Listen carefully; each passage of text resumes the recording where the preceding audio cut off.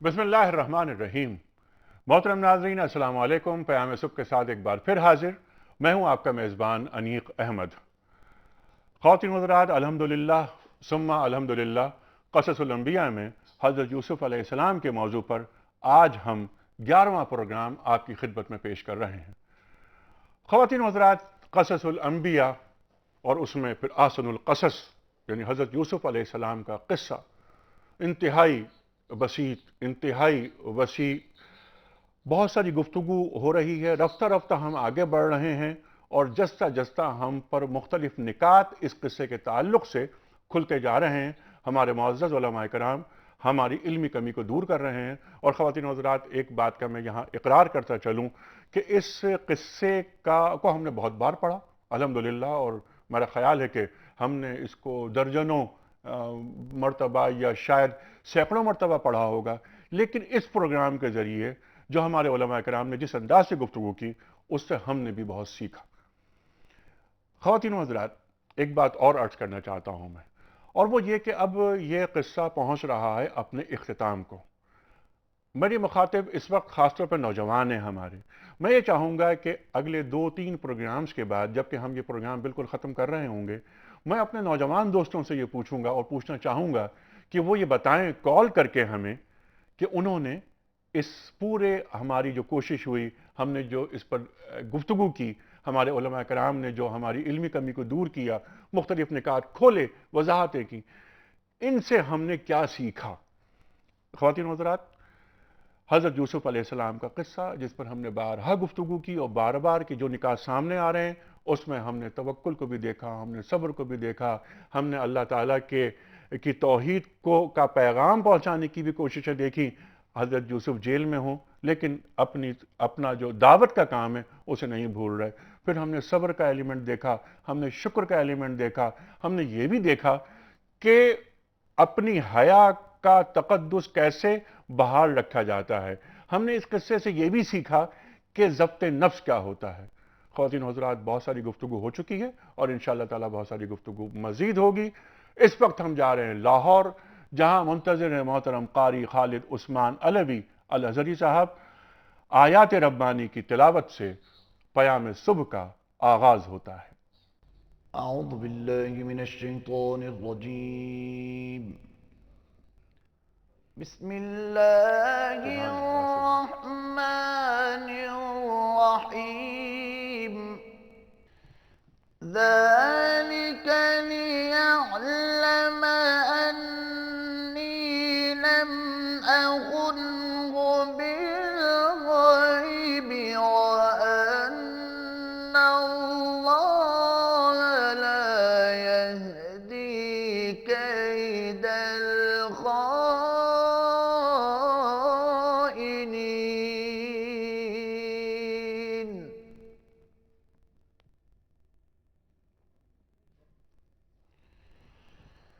وما أبرئ نفسي، إن النفس لأمارة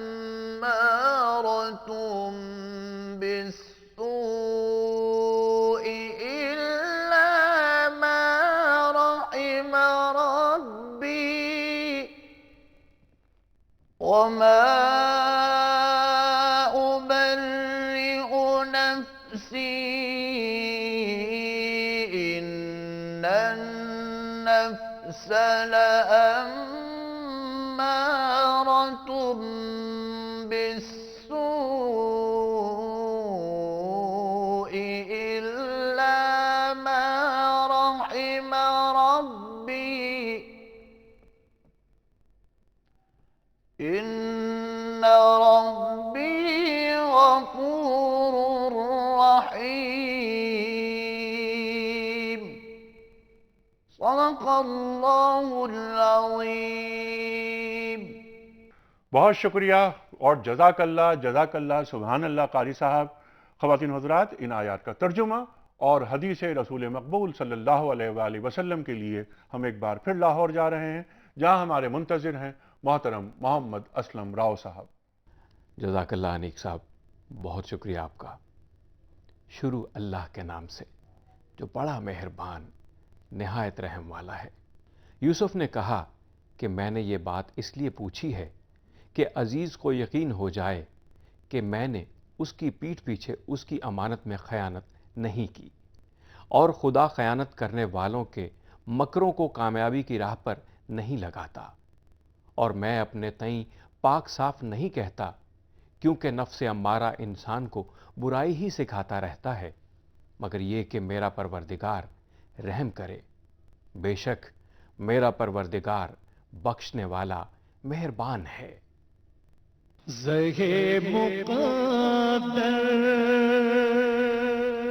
نبی کریم صلی اللہ علیہ وآلہ وسلم نے فرمایا، جو امانت کی صفت نہیں رکھتا وہ ایمان نہیں رکھتا، اور جو عہد کا پاس نہیں رکھتا وہ دین نہیں رکھتا. جزاک اللہ، بہت شکریہ اسلم راؤ صاحب. خواتین و حضرات، قصص الانبیاء سیریز کا یہ 11واں پروگرام تشریف فرما ہے. ہمارے ساتھ ہمارا وہی پینل جو پہلے پروگرام سے ہمارے ساتھ ہے، اور یہ جو قصہ ہے، یہ جو واقعہ ہے، اس پر مسلسل گفتگو ہو رہی ہے. خواتین و حضرات، تشریف فرما ہے محترم ڈاکٹر محسن نقوی، ممتاز عالم دین، سب آپ سے واقف، اسلامی نظریاتی کونسل کے سابق رکن، لاتعداد کتابوں کے مصنف. آپ کے ساتھ تشریف فرما ہے محترم مولانا شجاع الدین شیخ صاحب. شیخ صاحب کو کون نہیں جانتا، ریڈیو ٹیلی ویژن پر آپ کی گفتگو کو ہمیشہ قدر کی نگاہ سے دیکھا جاتا ہے. دونوں مہمانوں کو خوش آمدید کہتا ہوا میں کوئز کی جانب چلتا ہوں. ہم نے پرسوں یعنی ہفتے کے روز آپ کی خدمت میں جو سوال رکھا تھا، وہ سوال یہ تھا کہ اسلام میں قذف یعنی بہتان تراشی یا بد کرداری کا الزام کسی پہ لگانا، یعنی اسلام میں قذف کی کیا حد ہے، کیا سزا ہے. 3 آپشنز: 80 کوڑے، جلا وطنی یا 1 غلام آزاد کرنا. صحیح جواب ہے 80 کوڑے. آج کا سوال نوٹ فرما لیجئے. حضرت اسماعیل علیہ السلام کی والدہ کا نام کیا تھا؟ حضرت اسماعیل علیہ السلام کی والدہ کا نام کیا تھا؟ حضرت سارہ علیہ السلام، حضرت ہاجرہ علیہ السلام یا حضرت آسیہ علیہ السلام؟ خواتین حضرات، دوست آپشن روانہ کرتے ہیں آپ جس ایڈریس پر. جو ہمارے جو فون نمبر ہیں وہ ہیں 021-345-27009، 021-345-28061. ہمارا ای میل ایڈریس ہے ps@duniatv.tv، اور آپ ہمیں SMS کرتے ہیں 3031 پر. پروگرام کا آغاز ہم کرنا چاہیں گے محترم ڈاکٹر محسن نقوی صاحب سے. ڈاکٹر صاحب، جمعہ کا پروگرام جو ہم نے کیا اور جہاں ختم کیا تھا پروگرام، آپ کے ذہن میں یقیناً ہوگا حضرت یوسف علیہ السلام کو اقتدار مل جاتا ہے اور عزیز آپ کو کنجیاں دے دیتا ہے، جو خزائن جو ہوتے ہیں وہ آپ کے پاس آ جاتے ہیں. اب اطراف میں غلے کی کمی ہوتی ہے، قحط ہوتا ہے. حضرت یوسف علیہ السلام کے 10 بھائی بنیامین کو چھوڑ کر یعقوب علیہ السلام کے پاس وہ آتے ہیں غلے کی تلاش میں. حضرت یوسف علیہ السلام اپنے ہاتھ سے غلہ بانٹتے ہیں. انہیں معلوم ہے کہ یہ میرے بھائی ہیں، لیکن بھائیوں کو نہیں معلوم کہ یہ یوسف ہیں. یہاں جو مکالمہ ہوا وہ کیا ہوا یوسف علیہ السلام کا بھائیوں سے؟ بسم اللہ الرحمن الرحیم. اس کو تھوڑا سا اور پہلے سے لیتے ہیں، ٹھیک، کیونکہ جمعے کو جہاں سے ہم لوگوں نے بات کی تھی تو اس سے آگے وہاں جو آیہ مبارکہ ہے وہ یہ کہتی ہے کہ حضرت یوسف علیہ السلام کو ایسا اقتدار ملا، کنجیاں تو ان کے حوالے ہو گئیں، حفیظ اور علیم پہ بھی ہم لوگوں نے بات کی، کہ وہ جہاں چاہتے تھے اپنا ڈیرا ڈالتے تھے اور کرتے تھے. ٹھیک، یتبوّا حیث یشاء. اس کا مطلب یہ ہے کہ جو پلاننگ آپ نے کی تھی قحط سے نمٹنے کے لیے اور قحط سے محفوظ رکھنے کے لیے، اس کے لیے آپ پورے مصر کے مختلف علاقوں میں گئے اور وہاں آپ نے اس کا انتظام کیا. نتیجہ اس کا یہ ہوا کہ جب وہ قحط کے 7 سال آتے ہیں تو کیونکہ مختلف علاقوں میں آپ انتظام پہلے کر آئے تھے اور ذخیرہ خانے جو تھے بنا لیے تھے آپ نے، تو وہاں غلہ وافر مقدار میں موجود تھا اور حضرت یوسف علیہ السلام اس کے اوپر متصرف تھے۔ اب جو اطراف کے علاقوں میں قحط پڑا اور خاص طور پہ ہمیں کنعان کی بات کرنی ہے کہ جس کو آج کل فلسطین کہا جاتا ہے، جہاں حضرت یعقوب علیہ السلام اور حضرت یوسف کے باقی بھائی موجود تھے، وہاں بھی قحط پڑا۔ اور جب قحط پڑا تو انہوں نے کہا کہ جاؤ جا کے وہ جو ہیں مصر سے غلہ علاقوں میں تقسیم کیا جا رہا تھا اور اس کی مختلف صورتیں تھیں، کیونکہ مصر کے حالات کیونکہ اچھے مصر تھے کے حالات اچھے تھے اور حضرت حالات یوسف کی اچھے ہونے پلاننگ کی وجہ سے، ہاں یوسف کے پلاننگ کی وجہ سے۔ تو حضرت یعقوب یہ کہتے ہیں بیٹوں سے اپنے کہ جاؤ اور جا کے تم غلہ لے کر آؤ۔ ٹھیک، وہاں پہ جو لفظ آئی ہے وہ ہے بزات کی، اور بزات کے معنی روپے نہیں ہوتے، بزات کے معنی یہ ہیں کہ کچھ مال تجارت تھا جو بارٹر سسٹم کے تحت گویا دیا گیا اور اس کے عوض گندم جو ہے وہ لیا گیا۔ اچھا، ہاں، اور اسی صورت سے وہاں نمیر کے آیت میں نمیر کی لفظ آئی ہے۔ نہیں آپ کی اسی بات پر اب سوال ذہن میں یہ آتا ہے، حالانکہ ذرا ہم آگے جائیں گے ابھی، لیکن آپ فرماتے ہیں کہ بارٹر سسٹم، تو جب یوسف علیہ السلام آپ کے سامان میں، بھائیوں کے سامان میں جو رکھواتے ہیں مال، وہ مال نہیں ہوتا، کچھ اور ہوتا ہے، یعنی پیسے نہیں ہوتے وہ؟ وہ پیسے نہیں ہوتے، پیسے نہیں ہوتے، وہ مال ہوتا ہے کہ جو عوض میں دینے کے لیے وہ آئے تھے اور اس کے عوض انہیں دیا گیا تھا۔ کیونکہ دیکھیں اگر ہم یہاں سے یوں بھی سمجھیں گے، اگر وہ کرنسی تھی تو مثلا 100 کے نوٹ ہیں، 1000 کے نوٹ ہیں اپنی مثال میں، تو اگر وہ واپس کر دیے جاتے ہیں تو وہاں بھی پہچاننے کی بات نہیں آتی، کیونکہ وہ تو آپ کے پاس بھی وہی اسی کلر کا نوٹ ہے، ہمارے پاس بھی اسی کلر کا نوٹ ہے، کہ وہ جب واپس جائیں گے تو وہ اس کو پہچان لہم یعرفون، تاکہ وہ اس کو پہچان جائیں کہ یہ مال ان کو واپس کیا گیا۔ تو وہ بنیادی طور پہ بذات کا جو لفظ ہے وہ مال کے معنی میں، یعنی وہ مال کے جو عوض کے طور کے اوپر دیا گیا۔ ٹھیک، اور پھر اس کے بعد جو آگے آیہ مبارکہ چلتی ہے تو اس میں یہ ہے کہ جب وہ واپس آتے ہیں، اچھا حضرت یوسف علیہ السلام کہتے ہیں کہ بھئی ان کے مال کے ساتھ جو ان کا نمیر کا لفظ ہے، نمیر کہتے ہیں وہ غلہ جو ایک جگہ سے دوسری جگہ غذا کے طور پر لے جایا جائے۔ تو قرآن ہی یہ بھی بتاتا ہے کہ غلہ، کھانے کا غلہ جو تھا وہ واپس لایا گیا اور اس میں وہ رکھ دی گئی ان کی متا جو تھی یا جس کے عوض انہیں یہ غلہ ملا۔ لیکن اس سے پہلے ذرا ہم اتنا آگے ابھی نہیں جاتے، شیخ صاحب میں یہ جاننا چاہوں گا آپ سے کہ آپ یہ فرمائیے کہ جب یہ بھائی 10 بھائی یوسف علیہ السلام کے آتے ہیں غلہ لینے کے لیے، تو یوسف علیہ السلام انہیں پہچان جاتے ہیں، اپنے بھائیوں کو، سوتیلے بھائیوں کو، 10 کے 10 بھائیوں کو، لیکن 10 میں سے کوئی ایک بھی یوسف علیہ السلام کو نہیں پہچان پاتا۔ بسم اللہ الرحمن الرحیم۔ اس سے پہلے ایک چھوٹا سا نقطہ میں اس کی طرف اشارہ کرنا چاہوں گا کہ جب یہ سارا اقتدار یوسف علیہ السلام کو عطا ہو گیا، 13 پارے کی بالکل شروع میں بحث آتی ہے، اس کے بعد ایک آیت میں اللہ تعالیٰ فرماتے ہیں کہ وَلَدَّارُ الْآخِرَةُ خَيْرٌ لِلَّذِينَ آمَنُوا وَكَانُوا يَتَّقُونَ۔ یہ اقتدار دنیا کو تو ہم نے یوسف علیہ السلام کو دیا، مگر آخرت کا گھر ہے جو بہتر ہے ان کے لیے جو ایمان لائیں اور تقوی کی روش اختیار کریں۔ تو اللہ قرآن میں داؤد علیہ السلام کی بادشاہت کا ذکر بھی فرماتا ہے، سلیمان علیہ السلام کی بادشاہت کا ذکر فرماتا ہے، یوسف علیہ السلام کے اقتدار کا ذکر فرماتا ہے، مگر وہ اللہ بار بار ذکر کرتا ہے کہ یہ دنیا کی بادشاہت اصل بادشاہت نہیں، دنیا کا اقتدار و اختیار اصل اختیار نہیں، اصل بادشاہت تو آخرت کی بادشاہت ہے، اصل نعمتیں آخرت کی نعمتیں ہیں۔ اب اس کے بعد آپ کے سوال کی طرف آتے ہیں کہ یہ 10 کے 10 بھائی آئے ہیں، اور وہی بات کہ وہ پلاننگ اتنی عمدہ تھی مصر میں جناب یوسف علیہ السلام کی کہ اطراف کے علاقوں کو بھی، اگر اطراف کے علاقوں میں رہنے والوں کو اب اگر کوئی امید ہے غلے کے ملنے کی تو وہ یوسف علیہ السلام کے ہاں سے ملنے کی۔ گویا اللہ نے پیغمبروں کو جو وحی الہی دے کر بھیجا تو پیغمبروں کو اللہ نے یہ استعداد بھی عطا فرمائی کہ وہ سلطنت کے معاملات کو، معیشت کے معاملات کو، حتیٰ کہ قحط سالی تک کے معاملات کو کس طرح نمٹائیں۔ گویا اللہ جب اپنے نیک بندوں کو اپنے علم سے نوازتا ہے، اپنی ہدایت سے نوازتا ہے، تو ان کو وہ صلاحیت بھی عطا فرماتا ہے کہ وہ مشکلات کو کس طرح ٹیکل کرنے کی کوشش کریں۔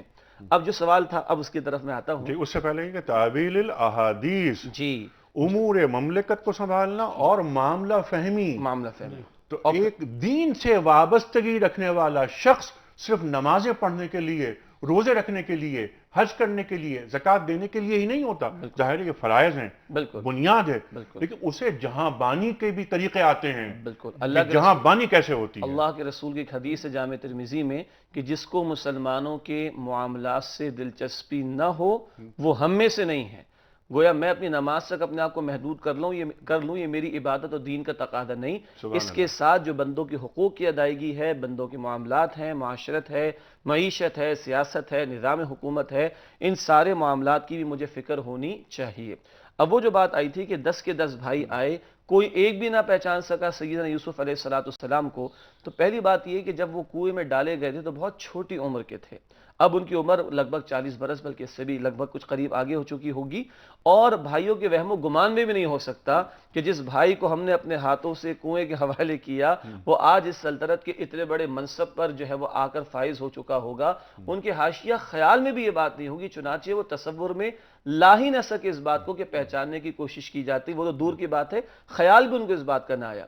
یوسف علیہ السلام جو پہچان گئے، یہ بھائی اس وقت بڑے تھے کہ جب یوسف علیہ السلام کو کنویں کے حوالے کیا گیا تھا، اور یوسف علیہ السلام کے لیے اس بات کو سمجھنا، پیغمبر بھی ہیں، اس بات کو یاد رکھنا جن پر کہ سب کچھ بیتا ہے، بہت آسان تھا کہ وہ اپنے بھائیوں کو وہاں پر پہچان لیں، مگر یہاں پر بھی ان کا کردار دیکھیے، یہاں پر بھی ان کا عمدہ رویہ دیکھیے کہ کوئی لعنت ملامت کی بات، کوئی اظہار کرنے کی بات قطعاً نہیں، ہمیں تو کوئی ذرا مختلف انداز سے ذرا سختی سے کہہ بھی دے اور اگلی مرتبہ وہ ہمارے سامنے آ کر تو دیکھے ہمارا رویہ کیا ہوتا ہے، مگر یہاں قطعاً کچھ اظہار یوسف علیہ السلام نے ابھی نہیں فرمایا۔ ٹھیک ہے، اور یہ تو بات چلے گی آگے کہ آپ نے کہا لعنت ملامت وغیرہ کوئی غصہ کچھ نہیں، کنویں میں ڈال دیا، ایک آیت کا ٹکڑا آئے گا آگے جو اللہ کے رسول صلی اللہ علیہ وسلم نے فتح مکہ کے دن اعلان فرمایا کہ لا تصریب علیکم اليوم۔ یوسف علیہ السلام اپنے بھائیوں کے تعلق سے، جبکہ بھائی اپنی خطاؤں کو مان چکے ہیں کہ ہم خاتین کا لفظ قرآن کریم میں آیا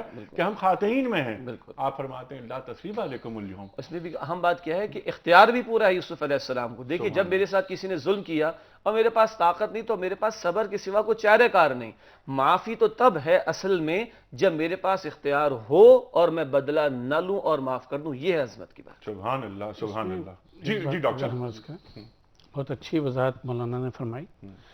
جو نہ پہچاننے کا سبب ہے اس میں دو باتیں اور بھی ہیں، ایک تو وہی ہے کہ ظاہر ہے کہ کم سنی تھی جب چھوڑا تھا، دوسری چیز یہ ہے کہ اتنے عرصے میں حضرت یوسف علیہ السلام، ایک تو ان کا گیٹ اپ بدل گیا تھا، ایک بادشاہ کا اور ایک حکمران کا جو وہاں کا انداز ہوتا ہے، تو ایک تو وہ آ گیا تھا تو ظاہر ہے پہچاننا مشکل تھا، دوسرے یہ کہ آپ وہاں کی جو زبان ہے مصر کی، آپ اس زبان کو استعمال کرتے تھے، اس زبان کو آپ نے بولنا شروع کر دیتے تھے۔ عبرانی تو آپ جانتے تھے کیونکہ اس سے تعلق تھا آپ کا ظاہر ہے کہ پیدائشی طور کے اوپر، لیکن اب جو وہاں گفتگو ہو رہی ہے آنے والے قافلوں سے اور ان سے اور جو وہاں کے جو وہ کارندے ہیں تو ان سے وہاں کی لوکل لینگویج میں وہ حضرت یوسف علیہ السلام بات کر رہے ہیں، اس لیے بھی ان کا وہ یہ سمجھے کہ یہ تو کوئی مصری شخص ہے، یہ مقامی ہے، یہ باہر کا ہو ہی نہیں سکتا، تو پہچان نہیں سکے۔ ٹھیک ہے، اب آپ والی بات جو آپ فرما رہے تھے اب اس کو جوڑتے ہیں۔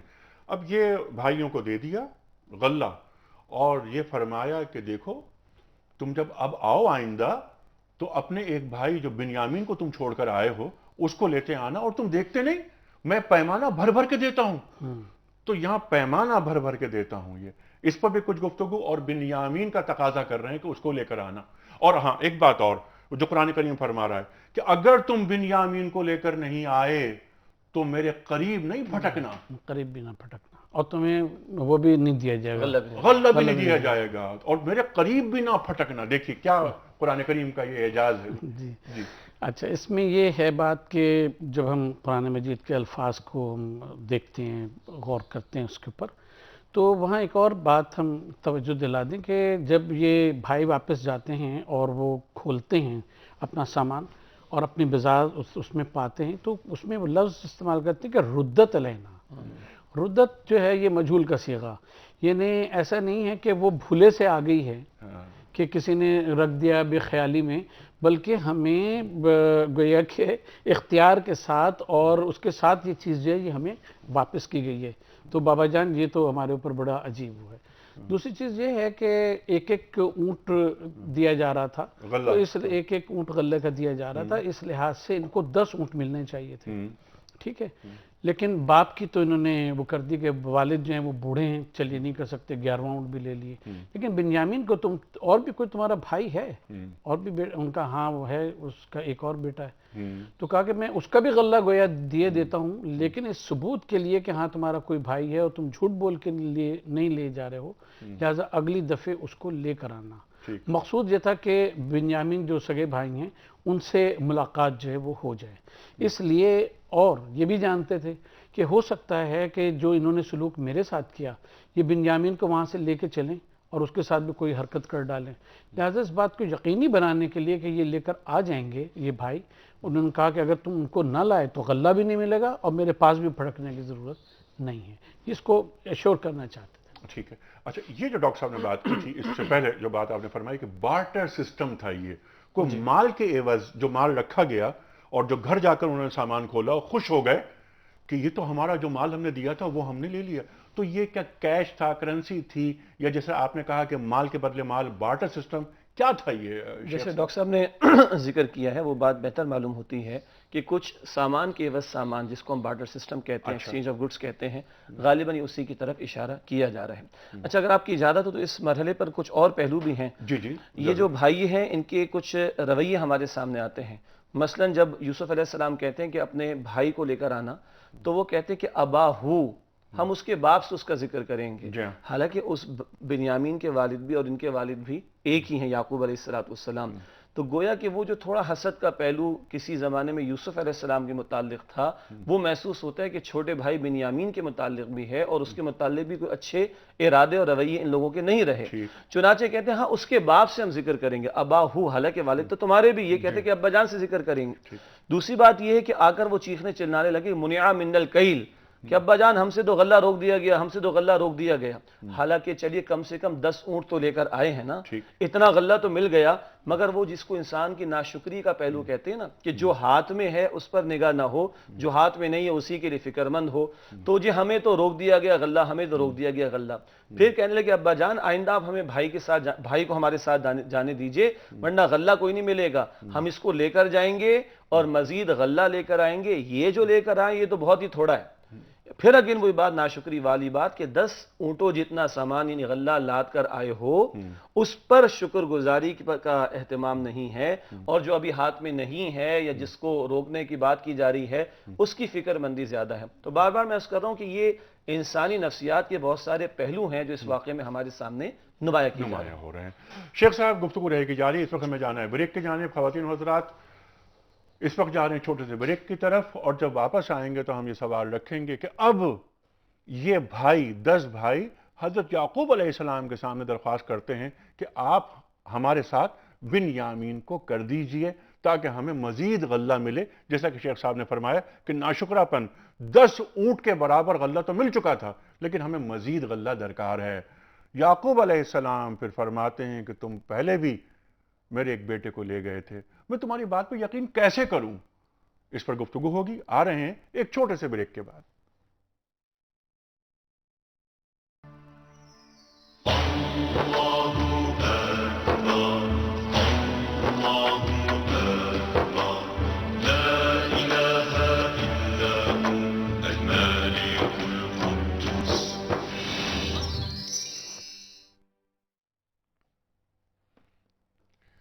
ویلکم بیک خواتین و حضرات، پیام صبح میں ایک بار پھر خوش آمدید۔ تشریف فرما ہے محترم ڈاکٹر محسن نقوی اور محترم مولانا شجاع الدین شیخ صاحب۔ بات ہو رہی ہے حضرت یوسف علیہ السلام کے واقعے پر جو کہ قرآن کریم میں مذکور ہے، جسے قرآن کریم احسن القصص کہہ رہا ہے۔ خواتین و حضرات، بحمد اللہ آج ہم یہ 11واں پروگرام اس موضوع پر پیش کر رہے ہیں آپ کی خدمت میں۔ اور خواتین و حضرات، جیسے کہ میں نے انٹرو میں ایک بات یہ عرض کی تھی، میں پھر ریپیٹ کرتا ہوں جن لوگوں نے ٹی وی دیر سے کھولا تاکہ وہ بھی اس کو جان لیں کہ اس واقعے سے ہمیں کیا کیا نصیحتیں ملی اور کیا کیا مل رہی ہیں، اور کون کون سے نکات ہمارے سامنے نکل کر آئے، وضاحت سے آئے، اور ہم نے کیا سیکھا۔ اس پر ہم چاہیں گے کہ آپ لوگ ٹیلی فون کے ذریعے، خاص طور پر نوجوان نسل، میرے مخاطب نوجوان ہیں اس وقت، کہ وہ ہمیں فون کر کے بتائیں کہ ہم نے اس واقعے سے کیا کیا سیکھا، اور پھر میں بھی عرض کروں گا کہ میں نے اس واقعے سے کیا کیا سیکھا۔ خواتین و حضرات، اس سے پہلے کہ میں اگلا سوال رکھوں بلکہ کچھ ٹیلی فون کالرز ہیں ان کو بھی لوں، میں کوئز کا سوال، پرسوں کے سوال کا درست جواب اور آج کا سوال پیش کرتا ہوں آپ کی خدمت میں۔ پرسوں ہم نے سوال یہ رکھا تھا کہ اسلام میں قذف یعنی کسی پر الزام لگانا بد کرداری کا، اس کی سزا کیا ہے، اس کی کیا حد ہے؟ صحیح جواب ہے 80 کوڑے۔ خواتین و حضرات، آج کا سوال نوٹ فرما لیجئے کہ حضرت اسماعیل علیہ السلام کی والدہ کا نام کیا تھا؟ حضرت اسماعیل علیہ السلام کی والدہ کا نام کیا تھا؟ 3 آپشنز: حضرت سارہ علیہ السلام، حضرت ہاجرہ علیہ السلام یا حضرت آسیہ علیہ السلام۔ خواتین و حضرات، ٹیلی فون نمبرز ہمارے ہیں صحیح جواب بھجوانے کے لیے 0213452709، 0213452861، ہمارا ای میل ایڈریس ہے ps@dunyatv.tv اور آپ ہمیں SMS کر سکتے ہیں 3031 پر۔ پنڈی سے بات کرنا چاہ رہے ہیں ہم سے مزمل صاحب۔ مزمل صاحب السلام علیکم۔ جی وعلیکم السلام جناب۔ سر میرا حضرت یوسف علیہ السلام کا واقعہ جو آپ سے فرما رہے ہیں، بیان کر رہے ہیں، بہت خوبصورت۔ اس کے سلسلے میں میرا ایک سوال ہے جی کہ حضرت یوسف علیہ السلام کی جو صورت ہے اس میں آیت نمبر 111 ہے، اس میں یہ اللہ تعالیٰ فرماتے ہیں کہ البتہ تحقیق ہے بیچ قسم ان کے نصیحت واسطے صاحب عقل کے، یعنی نہیں ہے بات کہ باندھ لی جاوے لیکن سچا کرنے والی اس چیز کو کہ آگے اس کے ہے، اور تفصیل ہر چیز کی، اور ہدایت اور رحمت واسطے اس قوم کے کہ ایمان لاتے ہیں۔ تو میرا سوال یہ ہے کہ اس میں خاص کچھ اشارے دیے گئے ہیں کہ اس قوم کے لیے یہ اس واقعے میں بہت نصیحتیں ہیں جو ایمان لانے والے ہیں، اور حکمت کی اس میں بات کو شیلا ہے، جس طرح سے آپ کے پروگرام میں کئی دفعہ یہ چیزیں آئی ہیں کہ اس واقعے سے کیا مطلب نکلتا ہے آج کل کے حالات میں۔ تو یہ ہمیں معلوم کرنا چاہتا ہوں کہ اس سے ہمیں کیا نصیحت ملتی ہے، بہت بڑا سوال، اور اللہ تعالیٰ کیا فرمانا چاہتا ہے۔ بہت بڑا سوال، اور اس میں جو تفصیلات کی جو بات ہے، تفصیل وہ بھی بہت اہم نقطہ ہے کہ کیا کہ تفصیلات ہیں، لیکن یہ بہرحال یہ سوال رکھتے ہیں ہم ڈاکٹر محسن نقوی صاحب کی خدمت میں۔ بسم اللہ الرحمن الرحیم۔ یہ جو آیہ مبارکہ ہے، یوں کہنا چاہیے کہ ایک تو ایمان اور عمل کے جو پہلو ہو سکتے ہیں اس کو حاوی ہے، ساتھ ساتھ یہ ہے کہ دین جو ہم سے یہ مطالبہ کرتا ہے کہ جب آیات الہی تمہارے سامنے پڑھی جائیں تو اس پہ اندھے بہرے گونگے ہو کر نہ پڑ جایا کرو، بلکہ اس کو سوچنا سمجھنا، اس سے عبرت اور نصیحت حاصل کرنا یہ ضروری ہے۔ اور دین کی بنیاد حضور صلی اللہ علیہ وسلم فرماتے ہیں کہ العقل و اصل الدین ہی، میرے دین کی بنیاد عقل پر ہے، یعنی کوئی بات ایسی نہیں ہے کہ جو خلاف عقل ہو، اور عقل ہمیشہ اس کو تسلیم کرتی چلی جائے گی۔ تو خاص طور پہ یہ جو اولو الالباب کے الفاظ آتے ہیں مختلف آیات میں، وہ اس طرف اشارہ کرتے ہیں کہ لب کہتے ہیں کہ مغز کو، کسی شے کے، کسی امر کے مغز تک پہنچنا، کور تک پہنچنا، یہ بنیادی طور کے اوپر مفہوم ہے۔ ایک تو یہ ہے کہ نماز پڑھی تو وہ ایک ایکسرسائز کے طور کے اوپر پڑھ لی کہ اتنا کھڑا رہنا، اتنا جھکنا، اتنا وہ، اس میں لب کی بات یہ ہے کہ ہم اس کو اس کی روح کے مطابق اور اس کے جو اثرات ہم پر مرتب ہونے چاہیے اس کے مطابق پڑھیں۔ روزہ رکھنا ہے تو وہ لعلکم تتقون کے حساب سے رکھنا ہے، صرف بھوکا رہنا وہ مراد نہیں ہے۔ تو جہاں یہ اولو الالباب کو اور جب قصوں کو بیان کر کے یہ کہتا ہے کہ اس میں عقل والوں کے لیے نشانیاں ہیں، نصیحتیں ہیں، تو مطلب یہ ہے کہ اس کو صرف قصے کے طور پہ نہ پڑھ جاؤ، بلکہ اس میں جو نکات سامنے آ رہے ہیں اس کو سمجھو اور اس پہ سمجھ کر اس کو عمل کرو۔ تو یہ گویا کہ پورے سورے کا ایک خلاصہ ہے کہ جو آیت نمبر 111 میں آ گیا۔ ٹھیک ہے شیخ صاحب، اب وہیں جہاں پر ہمارا سلسلہ ٹوٹا تھا، بنیامین کو لے کر آنا، یوسف علیہ السلام نے فرمایا اپنے بھائیوں سے، سوتیلے بھائیوں سے، بھائی بات کر رہے ہیں اپنے والد سے، حضرت یعقوب علیہ السلام سے۔ حضرت یعقوب فرما رہے ہیں کہ تم پہ پہلے بھی میں نے بھروسہ کیا تم پر، اور تم نے میرے ساتھ کیا کیا، لیکن پھر بھروسہ کرتے ہیں فاللہ خیر حافظہ، یہ بیان کرتے ہیں۔ یہاں میں بات کرنا چاہ رہا ہوں آپ سے کہ آپ ذرا اس پر روشنی ڈالیے کہ اس کے باوجود کہ ایک بات ہو چکی تھی لیکن پھر انہی بیٹوں پر بھروسہ کیا جا رہا ہے، کیا بیٹوں کی خطاؤں کو ایک نصیحت، کیا ایک نکتہ ہمیں یہ تعلیم ہو رہا ہے کہ اولاد کتنی بھی خطا کار ہو جائے اس سے قطع تعلق نہیں کرنا چاہیے بلکہ اس کی اصلاح کی طرف توجہ دینی چاہیے؟ ماشاءاللہ، آپ نے خود ایک بڑا اچھا نقطہ بیان فرمایا کہ اولاد کتنی ہی خطا کار کیوں نہ ہو جائے، قطع تعلقی کرنے کی اجازت نہیں ہے، بلکہ درگزر کرتے ہوئے اس کی مسلسل اصلاح کی کوشش کرنا چاہیے۔ پھر یہاں پر ایک اہم بات یہ بھی ہے کہ یعقوب علیہ السلام نے فرمایا کہ جب تک کہ تم مجھے اللہ کا پختہ عہد نہ دے دو، موثقا من اللہ، اولاد سے تو پہلے بھی خطا ہوئی ہے اور وہ اندیشہ بھی ظاہر کر رہے ہیں سیدنا یعقوب علیہ السلام، مگر وہی بات ہے کہ مومن اپنے تمام تر معاملات میں فیصلہ کن اختیار سمجھتا ہے اللہ سبحانہ و تعالیٰ کا، تو مطالبہ کریں کہ تم مجھے اللہ کا پختہ عہد عطا فرماؤ، اور پھر اظہار کر رہے ہیں کہ فاللہ خیر حافظا وہو ارحم الراحمین، کہ پس یقیناً اللہ ہی ہے جو بہترین محافظ ہے اور وہی رحم فرمانے والا ہے۔ پھر وہ جو مشیت الہی کے تحت معاملات آگے بڑھ رہے ہیں، جس کا اشارہ وہ خواب کی صورت میں یعقوب علیہ السلام کے سامنے ہے، جس کی تدبیر اور جس کی تکمیل کا بھی انہیں ادراک اور کسی درجے میں احساس ہے، معاملہ آگے تو بڑھنا تھا، تو اللہ کے حوالے اگین اپنے معاملے کو کر رہے ہیں، اور گویا بیٹوں کو بھی تعلیم دے رہے ہیں کہ اللہ کا خوف دل میں رکھنا، اللہ رب العالمین کی طرف نگاہ رکھنا، اور اگر میں تم پر اعتبار کر بھی لوں تو ذہن میں رکھنا کہ اللہ رب العالمین ضرور دیکھ رہا ہے، اس کو جواب دینا ہے۔ گویا یہ الفاظ ادا کر کے بیٹوں کی تربیت کا بھی اہتمام ہو رہا ہے، اس لیے کہ خوف خدا ہی وہ شے ہے جو میرے آپ کے ہمارے رویوں کو درست رکھ سکتا ہے۔ کتنی مرتبہ تقویٰ کا ذکر قرآن میں آتا ہے، جہاں جہاں خاندانی معاملات کا بیان آتا ہے، چاہے سورہ نساء ہو، جہاں جہاں معاشرتی معاملات کا بیان آتا ہے، چاہے سورہ حجرات ہو، بار بار تقویٰ کا ذکر، بار بار تقویٰ کا ذکر آ رہا ہے۔ تو تدبیر الہی کے مطابق یہ معاملہ آگے بڑھنا تو تھا، بنیامین نے جانا تو تھا، مگر اس موقع کو بھی سیدنا یعقوب علیہ السلام نے بیٹوں کی تربیت کا ذریعہ بنایا اور اللہ کا نام درمیان میں لا کر ان کی تربیت کی توجہ فرمائی۔ سبحان اللہ، سبحان اللہ۔ ڈاکٹر صاحب، یوسف علیہ السلام کے تعلق سے جو تجربہ ہوا یعقوب علیہ السلام کو ان بھائیوں سے، بہت برا تجربہ ہوا، پھر اس کے باوجود یعقوب علیہ السلام یوسف علیہ السلام کے بعد ان بھائیوں کے اس بدعملی کے بعد بنیامین کے سلسلے میں پھر کہہ رہے ہیں کہ آپ ٹھیک ہے اب لے جاؤ، لیکن وہ قسم مجھے دے دو جو ابھی بات کی شیخ صاحب نے، پھر وہ قرار کہتے ہیں ٹھیک ہے ہم آپ کو اللہ کا قول دیتے ہیں، پھر فاللہ خیر حافظہ وہو ارحم الراحمین۔ ان سے آج کا مسلمان، آج ہم لوگوں کو کیا سبق مل رہا ہے؟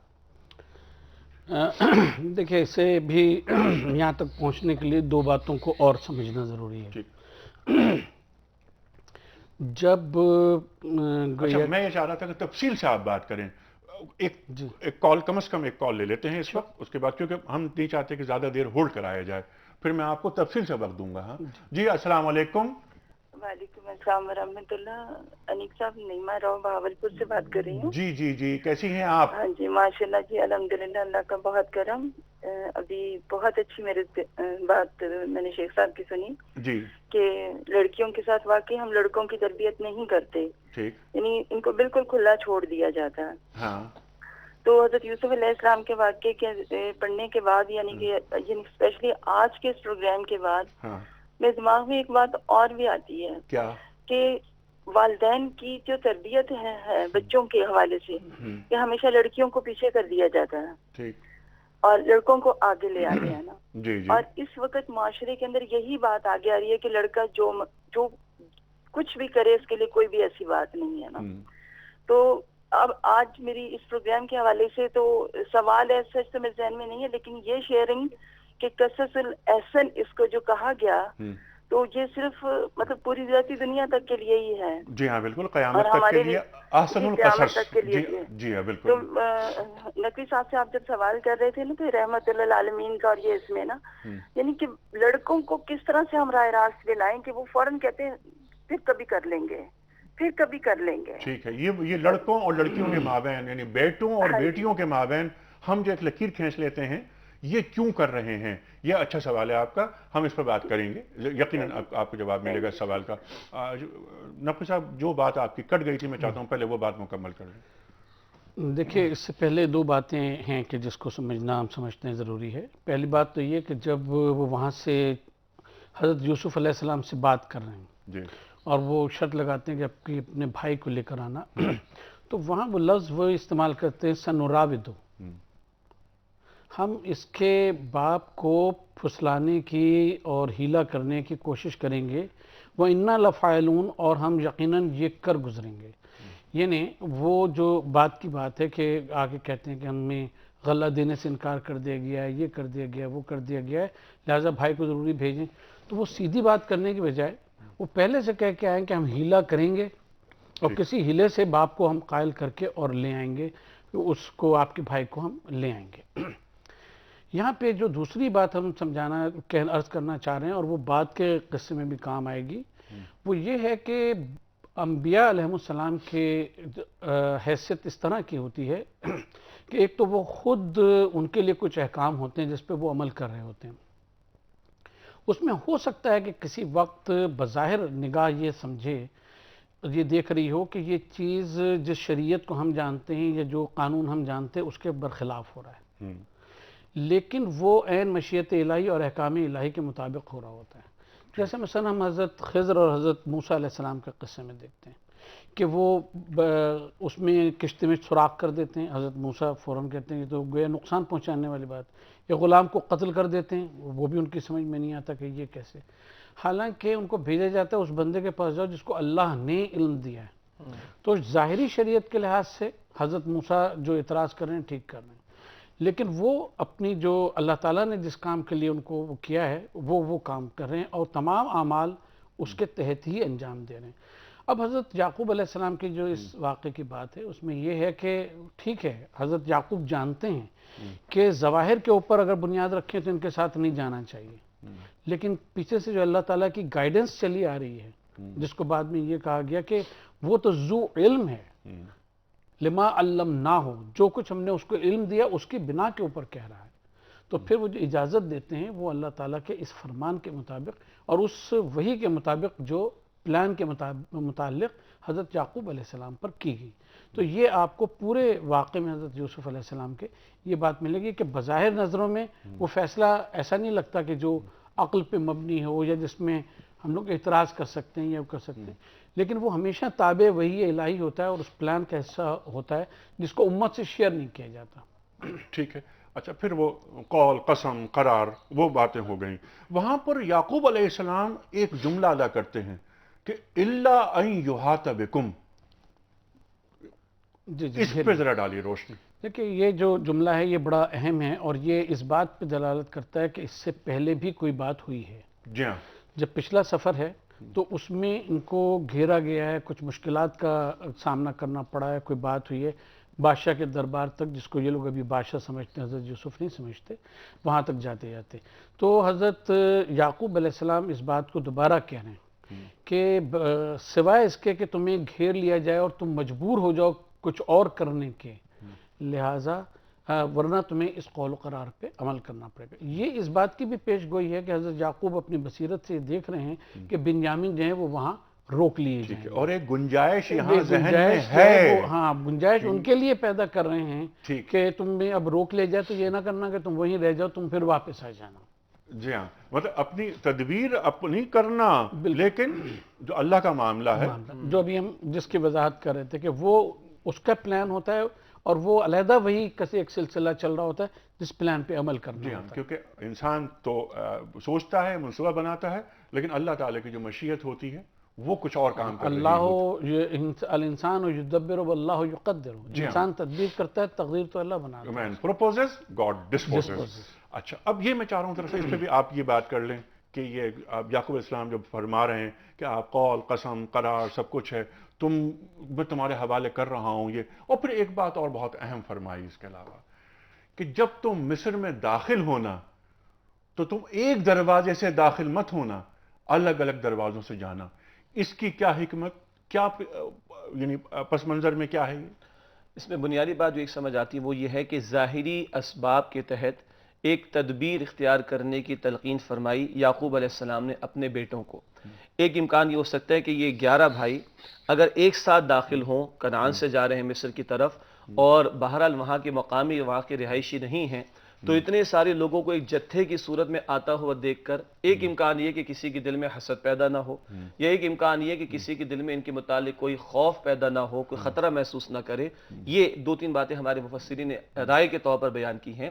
تو وہ ایک ظاہری اعتبار سے تدبیر سکھا دی کہ علیحدہ علیحدہ دروازوں سے داخل ہونا تاکہ کوئی جتھا محسوس کر کے خطرہ محسوس نہ کرے، یا اتنے سارے بھائیوں کو ایک ساتھ دیکھ کر کسی کے دل میں کوئی حسد یا بدنگاہی کسی کے اندر پیدا، یہ بری نظر جسے ہماری زبان میں کہا جاتا ہے وہ پیدا نہ ہو. یہ ایک وہ ظاہری تدبیر تھی جو یعقوب علیہ السلام نے اپنے بیٹوں کو سکھائی اور بتائی ہے.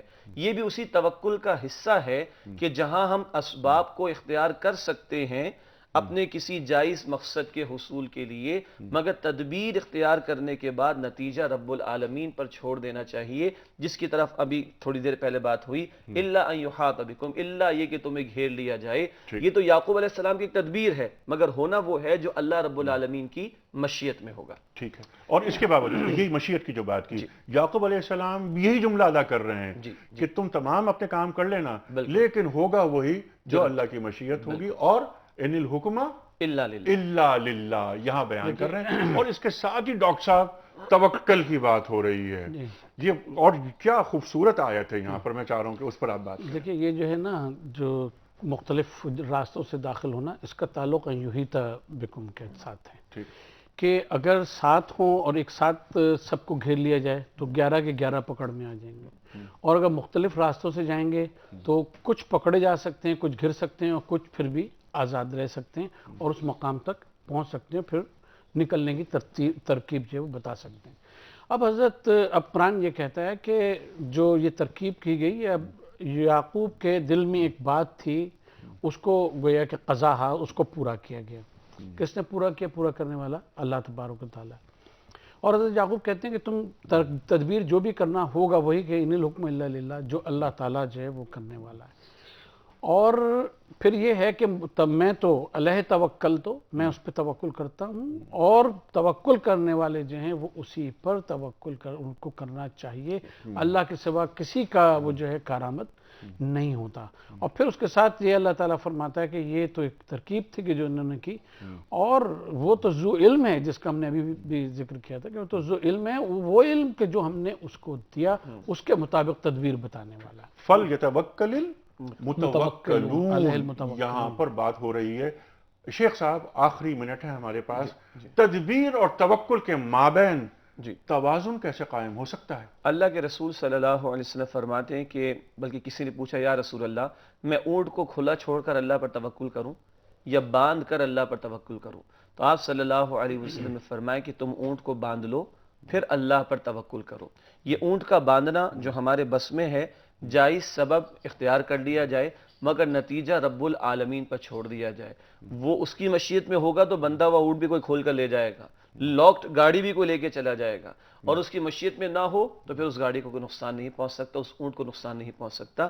تو حاصل یہ ہے کہ اسباب ظاہری جائز اسباب جائز مقصد کے حصول کے لیے اختیار کیے جائیں، مگر پھر نتیجہ رب العالمین پر چھوڑا جائے. جو قرآن کہتا ہے وَمَا تَشَاءُونَ إِلَّا أَن يَشَاءَ اللَّهُ رَبُّ الْعَالَمِينَ، تمہارے چاہنے سے کچھ نہیں ہو سکتا مگر یہ کہ اللہ رب العالمین ہی چاہے. ہوگا بالآخر وہ جس کا فیصلہ اللہ فرمائے گا. ٹھیک ہے. کیونکہ مخلوق کو خالق سے بہتر کوئی نہیں جان سکتا. سورہ ملک میں ہے الا یعلم من خلق، کیا وہی نہ جانے گا جس نے پیدا فرمایا. جس نے پیدا فرمایا. شیخ صاحب گفتگو رہے گی جاری. پروگرام آج یہاں ختم کرتے ہیں، لیکن درخواست ہماری روز کی طرح آج بھی کہ ایک پرچی نکال کر ڈاکٹر صاحب کو دیجئے. پرچی پہنچانے کا سلسلہ ماشاءاللہ آپ نے ہمارے حوالے کر رکھا ہے. جی ہاں بالکل بالکل. بلکہ ہم کوشش کریں گے کہ اگلے پروگرام میں ڈاکٹر صاحب پرچی آپ کو دیں، اور یہ سلسلہ پرچی پہنچانے کا وہاں سے شروع ہو. ہم جس کو پرچی دیتے ہیں اس کی پھر مسئلہ ہو جاتا ہے اس کے لیے. اچھا. عارف شہزاد صاحب ہیں چکاگو یو ایس اے سے. اچھا. عارف شہزاد شکاگو سے. عارف شہزاد صاحب شکاگو سے. اس وقت امریکہ کینیڈا وغیرہ سے بہت یہاں آتے ہیں ہمارے پاس قرے، اور اس میں سے پرچی نکلتی ہے. خواتین و حضرات 7 بجتے ہیں پاکستان میں، اور عام طور پر 9 بجتے ہیں امریکہ میں. امریکہ میں بھی کیونکہ 3 وقت چل رہے ہیں. امریکہ کینیڈا وغیرہ میں اس پروگرام کی بہت پذیرائی ہے. اس کی وجہ یہ کہ ان کی جو میلز آتی ہیں ہمارے پاس، اسے ہمیں اندازہ ہوتا ہے. خواتین و حضرات ایک چھوٹی سی کوشش ہے، ہمارا کوئی دعویٰ نہیں، بس ہم کوشش یہ کرتے ہیں کہ اللہ تعالیٰ نے اپنے کلام کے ذریعے، ان واقعات کے ذریعے انسانیت کی رہنمائی کے لیے جو نکات رکھے ہیں ان کو عام کیا جائے، ان کا ابلاغ کیا جائے، تاکہ ہم قرآن کریم کو سمجھیں اور خود پر نافذ کریں. آج یہاں بات رکتی ہے. تدبیر اور توکل کے حوالے سے شیخ صاحب نے جو گفتگو فرمائی یہاں ہم روکتے ہیں. کل انشاءاللہ ہم بات کریں گے کہ اس قصے میں کہ یہ پہنچتے ہیں کہاں پہنچے. یہ 11 بھائی 10 بھائی सौतेले भाई यूसुफ के, यूसुफ अलैहिस्सलाम के और बिन्यामीन मुलाकात होती है। हज़रत यूसुफ अलैहिस्सलाम बिन्यामीन को बता देते हैं कि मैं तुम्हारा भाई हूँ और मैं ही यूसुफ हूँ। और उसके बाद क्या होता है कि बिन्यामीन के सामान में एक प्याला, शाही प्याला रख दिया जाता है, और शाही प्याला जिसके पास से निकलता है उसको सज़ा के तौर पर उसको ग़ुलाम बनाकर रख लिया जाता है, जो कि वहाँ की शरीयत थी। इस पर हम तफसीली बात करेंगे। और फिर एक बात ये भी कि हज़रत यूसुफ अलैहिस्सलाम ने ये शाही प्याला क्यों बिन्यामीन के सामान में रखवाया।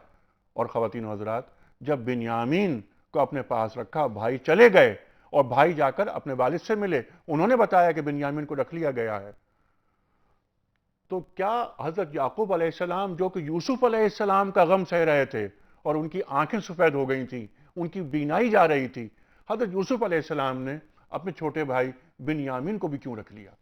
ये सवालात, बहुत से सवालात, आपकी कॉल्स, उलमा के जवाबात, इंशाअल्लाह कल मुलाकात होगी। कल तक के लिए अनीक अहमद को इजाज़त। खुदा हाफिज़।